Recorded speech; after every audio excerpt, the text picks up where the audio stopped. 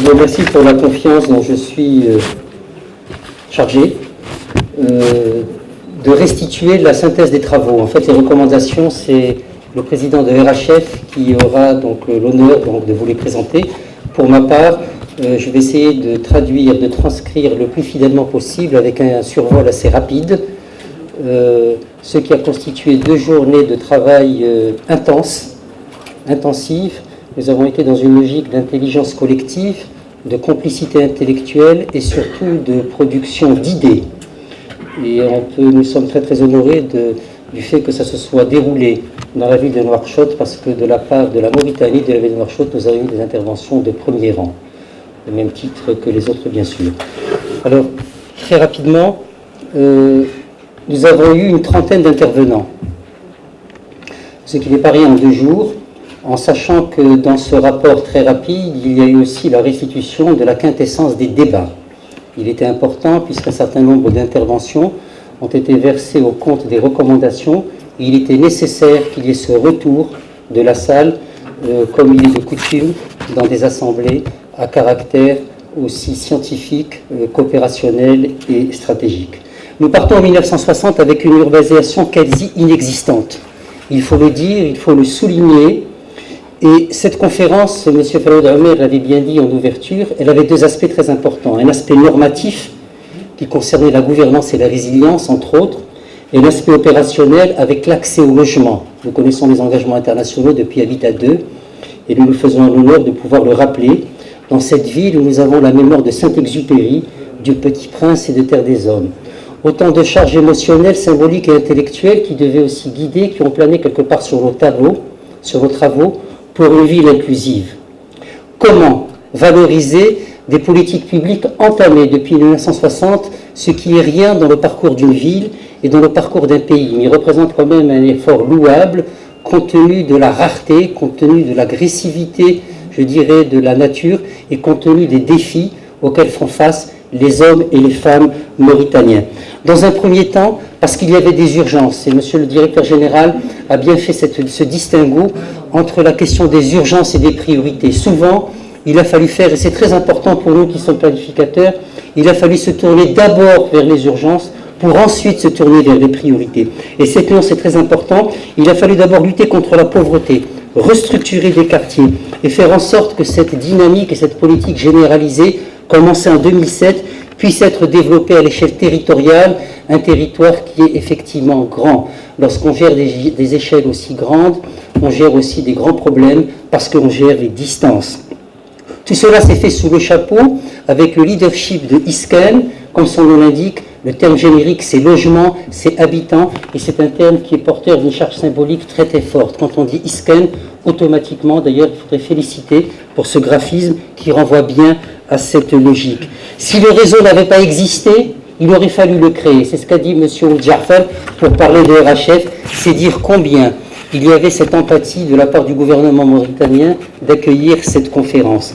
Évidemment, cette conférence est une contribution active, militante et intelligente au sommet. Nous allons verser collectivement à cette thématique qui est la ville durable. C'est une aubaine, c'est une opportunité, mais c'est aussi un défi, c'est une responsabilité très très forte. Vous allez le voir dans les recommandations que notre président va vous lire tout à l'heure. Il n'a pas été facile, au terme de ces travaux de 2 jours, de pouvoir extraire la quintessence au terme justement de ces 10 recommandations. Ces recommandations, elles sont arrimées à un accès à un logement pour tous. Ce sont des engagements qui remontent à la Déclaration universelle des droits de l'homme de 1948, mais aussi à Habitat 2 en 1996, qui a ouvert de manière ferme et résolue et engagée le droit à un logement pour tous. C'est un droit civique, citoyen, on dirait aujourd'hui ce qui constitue dans le jargon des urbanistes un SMIC territorial. C'est le minimum qu'on puisse donner, qu'on puisse véritablement rendre favorable aux citoyens. Nous avons aussi l'objectif de développement durable 11.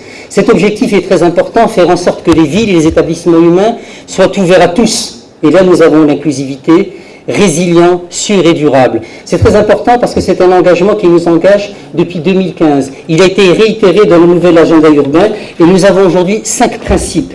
5 principes qui sont un appel crucial des acteurs urbains. Rien ne se fera en matière d'inclusivité sans une redistribution équitable et égale entre les espaces construits et non construits.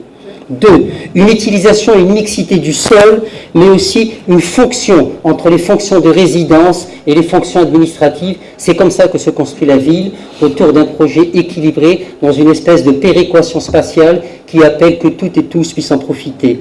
La promotion de la mixité sociale et territoriale pour qu'il n'y ait pas d'exclus, comme le dit l'article 14 du nouvel agenda urbain, ne pas faire de laisser pour compte, et je crois que l'expression est très très forte. La densité, il faudrait peut-être, c'est une préconisation qu'a faite notre ami Alioune, densifier, parce que l'étalement urbain est coûteux et il coûte cher à l'État, il coûte cher au service public, il coûte cher à la force de proposition nationale, il coûte cher tout simplement aux citoyens, et bien sûr la promotion d'instruments efficients et innovants. Et là, la Mauritanie se profile de manière, j'allais dire, volontaire, puisqu'aujourd'hui elle est dans ce qu'on appelle les performances, dans les énergies renouvelables, avec l'éolien, avec l'hydraulique et avec toutes les autres, tout ce qui gravite autour de l'économie d'énergie. Partager aussi nos convictions communes, c'est ce qui a été souligné par le président de RHF. Oui, nous sommes dans une démarche de conviction commune, de projets partagés, et cela nous l'avons vu tout au long des travaux et des débats parallèles qui ont animé. Nous allons de très très loin, car dans cet engagement de RHF, il n'y a pas que cette opérationnalisation, il y a l'action de plaidoyer. Le plaidoyer, c'est véritablement la défense au sens éthique, moral, mais aussi juridique. Nous faisons un plaidoyer de la ville, nous sommes pour la ville, nous faisons ce qu'on appelle la politique de la ville. Nous avons ce thème fédérateur aujourd'hui qui a été développé par RHF et par le président, c'est que nous sommes dans une compréhension globale qui est celle des territoires de la francophonie, qui est celle de la Mauritanie, puisqu'une place à tout seigneur, tout honneur oblige. Nous sommes d'une compréhension globale, mais surtout à une action locale. Dans cette action locale, nous nous adressons à tous les acteurs. Et ces acteurs locaux, aujourd'hui, ce sont ceux qui font la ville, ce sont les pouvoirs locaux, ce sont les municipalités, ce sont les représentants du peuple, ceux qui sont investis de la confiance du mandat de l'élu et qui, eux, sont redevables vis-à-vis de la société. Aujourd'hui, nous avons des indicateurs qui nous montrent que la Mauritanie a fait un réel effort. Un effort puisque nous partons de quasiment rien. 1960, c'est hier, et nous avons déjà l'éradication de 120 000 parcelles. Nous avons un apport qui est du réseau qui est d'autant plus opportun que la Mauritanie l'a dit de manière très très franche et ouverte. On est preneur de tout ce qui peut être apport. Et nous avons vu ces cadres conventionnels qui sont en gestation, nous avons vu ces contacts avec ONU Habitat. Aujourd'hui, comme l'a dit notre ami Alioune, nous avons comme fil conducteur de l'inclusivité 5 principes. Ce fil conducteur est quand même très très important, il représente un petit peu les prérequis ou ce qu'on appelle des conditions sine qua non, les incontournables de la ville inclusive. C'est d'abord transformer le facteur urbain en force positive de transformation des villes et faire en sorte que l'inclusivité soit porteuse de cet espoir citoyen. La ville durable doit être avant tout une ville de l'inclusion. Sans inclusion, pas de ville durable. Les mécanismes d'inclusion doivent être développés avant tout par la force publique. La force publique est investie de cette mission au même titre que les acteurs et les parties prenantes au développement local. La fracture urbaine représente véritablement ce mal-être, ce mal-vivre, cette injustice sociale qui est un petit peu quelque part l'échec des politiques publiques et nous en assumons la responsabilité et nous en faisons le relais au niveau de RHF. Et bien sûr, last but not least, comme nous dirions dans le langage international, la tragédie des bidonvilles. Nous savons qu'en Afrique, sur notre continent, 60% de la population urbaine vit dans l'habitat informel. Cela représente un réel mal, nous dirons même un petit peu, c'est notre honte en milieu urbain. Nous devons la combattre tous ensemble et pour cela, le réseau a une part active dans tout cela. La francophonie, il faudrait que nous en parlions. Ce sont quand même 40% des États membres du système des Nations Unies, 80 États, 272 villes, c'est-à-dire une force de proposition active, forte, d'une conviction, d'une langue, qui se trouve aujourd'hui être domiciliée, parce que ce sont véritablement les hasards, mais la nécessité de la géographie, de la démographie sur le continent africain. C'est une proposition, c'est une aubaine, et en même temps, c'est un mouvement d'échange, de réflexion, de communion, qui est articulé aux agendas internationaux. Dans cet agenda, la Mauritanie, encore une fois, parce qu'elle aura été souvent citée, revient véritablement au devant. Nous sommes dans des opportunités autour d'une même langue, mais aussi autour de valeurs civilisationnelles, et c'est ce qui cimente véritablement aussi bien notre réseau que notre séance et que notre conférence aujourd'hui. L'indépendance énergétique est importante et la Mauritanie est revenue parce qu'il y a un coût, parce qu'il y a la notion de distance, parce qu'il y a la notion de compétence et parce qu'il y a les potentialités qu'offre la nature. Il faut savoir en profiter. L'éolien, l'hydraulique, le vent, le solaire, tout cela, ce sont des choses qui font qu'aujourd'hui, en 2018, alors qu'en 2012, nous n'étions qu'à 20%, aujourd'hui, nous sommes à 40% en 2018, et c'est une gageure, c'est un défi, c'est véritablement une bonne pratique que nous devons pouvoir exporter au niveau de l'espace francophone. La question de la migration a été quand même évoquée rapidement. Nous savons que la Mauritanie est un espace de transit.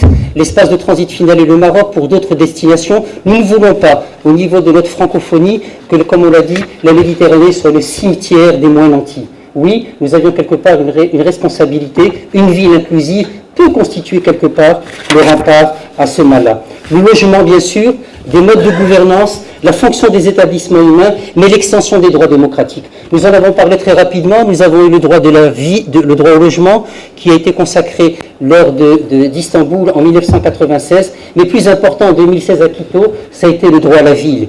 C'est le droit à la dignité humaine, ce sont les droits humains, c'est l'accès à l'emploi, c'est l'accès aux services de base, c'est l'accès à la mixité, c'est les devoirs et les droits que les citoyens sont censés véritablement assumer.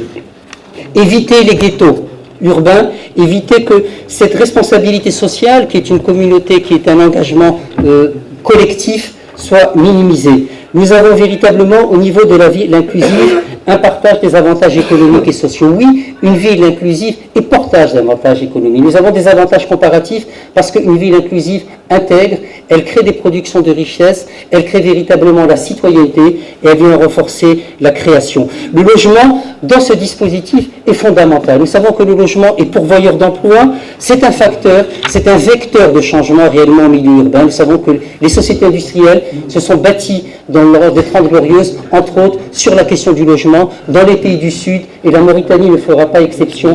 Je vais être obligé d'aller dans un survol très très rapide.